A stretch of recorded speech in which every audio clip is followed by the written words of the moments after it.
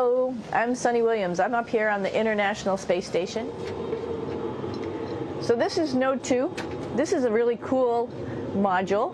Of course, most of these modules you'll see they have 4 sides and they're put together. That way we could sort of work on a flat plane, either a wall, a floor, another wall, or the ceiling. But you know, again, all you have to do is turn yourself and your reference changes.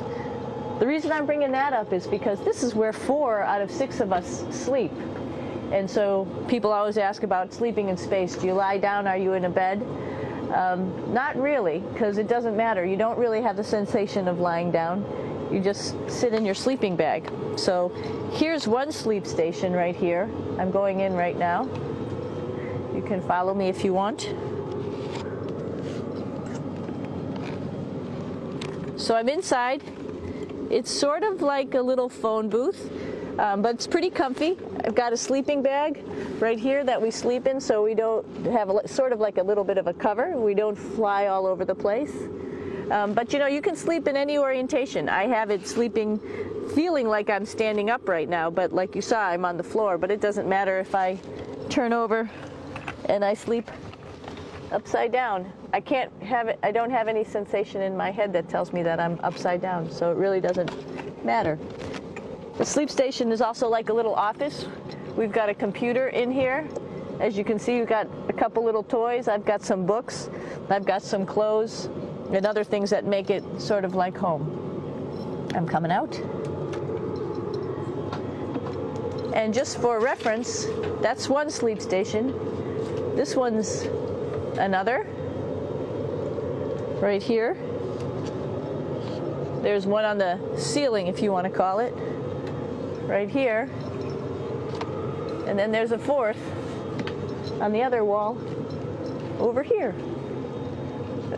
So all of us sleep in a little bit of a circle. All right, come on back. There's more to show you.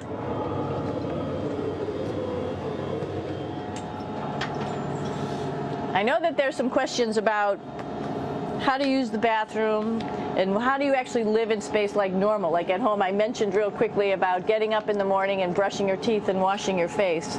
Well, how do you do that? Well, here is the bathroom essentially. You get up in the morning and we have a little kit and it has all the essential things that you need, like your toothbrush and toothpaste and brush. See how much better the brush makes my hair look?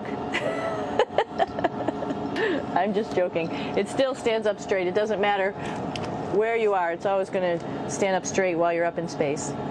A lot of people ask about toothbrush and toothpaste. So, luckily enough, toothpaste, you can do it upside right this way, is sticky, and so it sticks to your toothbrush. No problem. Another cool thing is that water sticks to your toothbrush too. If you can see it, I'll have some water come out. The water is pretty neat up in space. It'll stick to your toothbrush and it will make a big bubble, and that's just by surface tension. And then you can drink it. So a lot of people ask about what do you do with the toothpaste after you brush your teeth.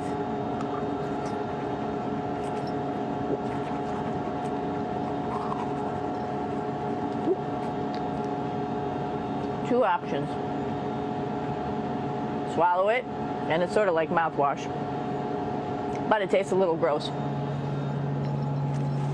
Or you can just spit it out in a paper towel, and then you don't have to worry about it.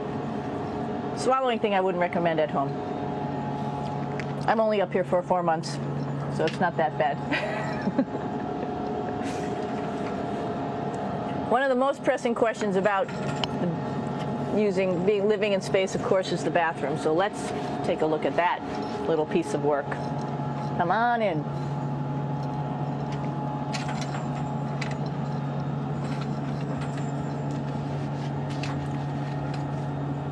Here we are at the throne. This is awesome. You might see the little You might have noticed a little moon on the outside. This is our orbital outhouse right here.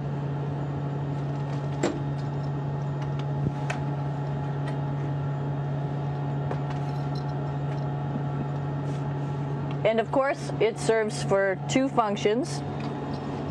Number 2, right here. I'll show you. But you see it's pretty small, so you have to have pretty good aim, and you be ready to make sure things get let go the right direction. And it smells a little bit, so I'm closing it up. And that's of course for number 2. And this guy right here is for number 1. So they're sort of two slightly separate functions, but you can do a little, essentially both, by hanging on right here and doing number 1 and number 2. I might add it's color coded, so you really don't get it mixed up, which is nice. This is yellows for number 1.